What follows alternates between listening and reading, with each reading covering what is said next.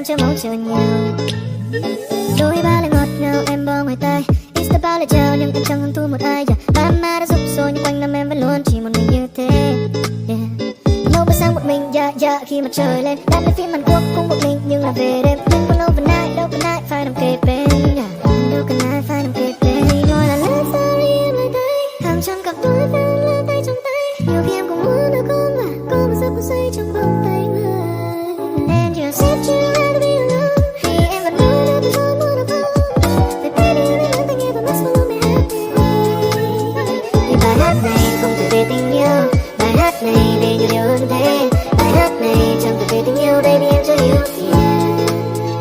Bài hát này không thể về tình yêu, bài hát này là về nhiều hơn thế. Bài hát này chẳng thể về tình yêu nên xin em chẳng mong chờ nhiều. Em nói chẳng trông chờ được gì vào tình yêu. Đàn ông trên đời này có gã nào không điêu. Vậy để anh viết một bài hát chẳng ngọt ngào và không giận chúa cho mình cùng ngồi đàm đạo và phiêu. Đã chẳng nghe những lần gặp họ hàng. Ai cũng mong chờ em nhưng em nào đâu đã muốn vội vàng. Làm sao để cho người ta hiểu thấu, thế này cần chi phải câu khi mà độc thân nó mới là sang.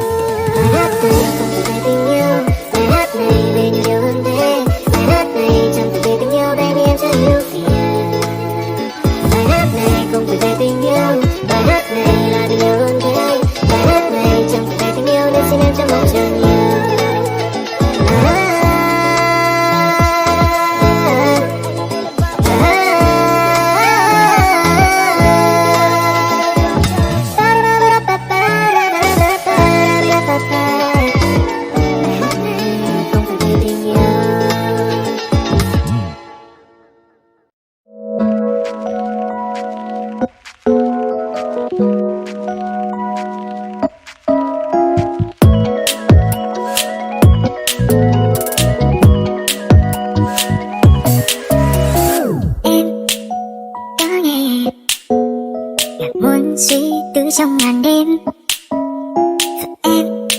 em có nghe rất như khi gió lay vội đêm vượt qua con phố chắc có đến nơi bình yên, chẳng cần cơn mưa chiếu lấp lánh nơi thần tiên. Từ bao tan nát qua một trái tim vẹn nguyên, bầu trời guitar thiết thêm chắc có lẽ là vì em.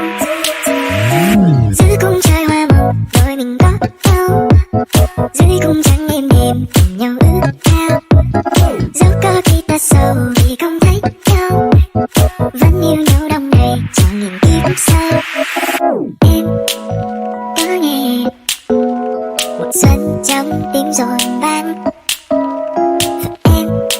Em có nghe tình yêu mà anh hôm nay vội vàng, tựa như muốn đóa hoa lấp kín nơi lòng ta, cho bao nhớ thương khi không bao giờ xa. Dù nhận lại đắng cay giết chết chân tình anh, thật lòng anh vẫn không đổi thay. Người yêu ơi hoa mai đắm rồi để cho thơm hư muôn ngàn lối. Còn anh chỉ mong rằng em vẫn mãi bên cạnh tôi. Lời ca anh viết nên có lẽ sẽ tàn phai, dù cho bao thiết tha biết đúng hay là sai, thì vẫn luôn ở đây cất câu hát anh vừa phiêu. Rằng ngày mai đón em chắc có lẽ đó là yêu. Giữa cung trời hoa màu đôi mình có nhau, dưới cung trắng êm đềm cùng nhau ước ao.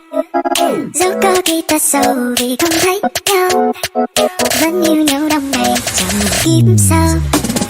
Giữa cung trời hoa màu đôi mình có nhau, dưới cung trắng êm đềm cùng nhau ước ao. Dẫu có khi ta sầu vì không thấy nhau, vẫn yêu nhau đông đầy trong một kiếp sau.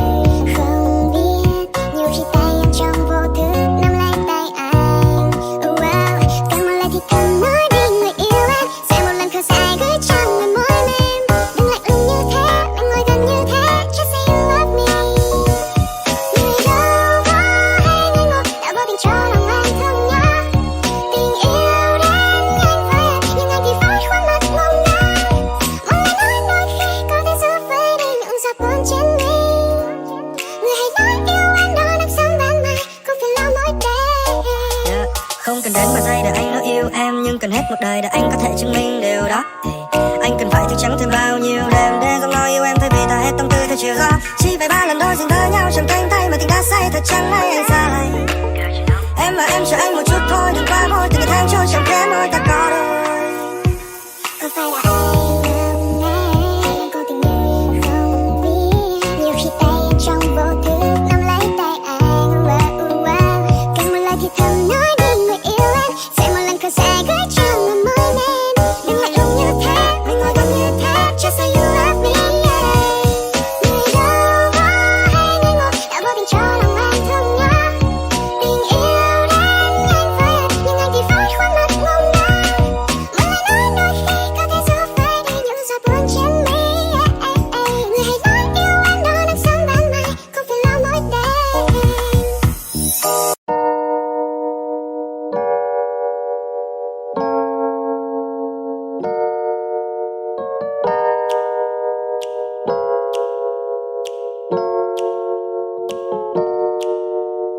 Nhạc giờ này lại tắt, vô thức cùng đèn đường hiu hắt, có chút mưa bay qua mi mắt, rồi thì ai đưa em về đêm nay. Giờ này còn trên phố, có mấy đôi thì cầm nhỏ to, điếu tít và chạy về đâu đó, rồi thì ai đưa em về đêm nay. Tim em đau như rồi, chân em đã mỏi rồi, đông cũng đã về rồi, em vẫn một mình thế thôi. Đêm nay sẽ thật dài, em cũng đã mệt nhoài, sương rơi đêm lạnh đầy, vậy thì ai đưa em về đêm nay. Take me back, back home, đường về cũng chẳng có xa, đưa em về qua ba ngã năm ngã ba là nhà.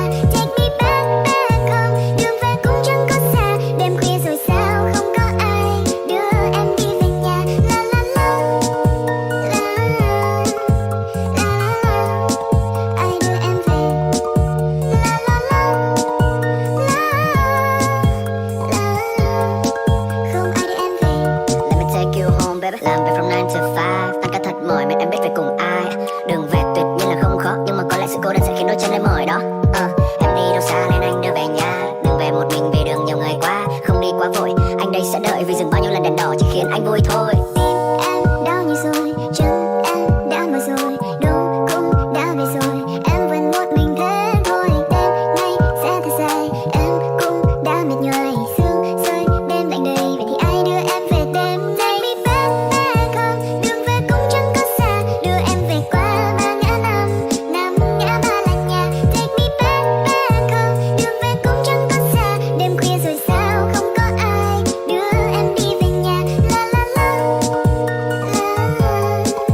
la la la, ai đưa em về. La la la, la la, không ai đưa em về. Con phố ngoài kia cũng nhớ rằng em đi qua nơi đây biết bao lần, và ai cũng nhạt dần, chẳng còn đúng hẹn những nơi em dừng chân. No babe, đêm nay sẽ thật dài, anh biết giờ đây em đang cảm thấy một bức em đi thật mệt nhoài vì sương rơi đêm lạnh đầy, vậy thì sao em không để anh đưa em về nhà trong đêm nay.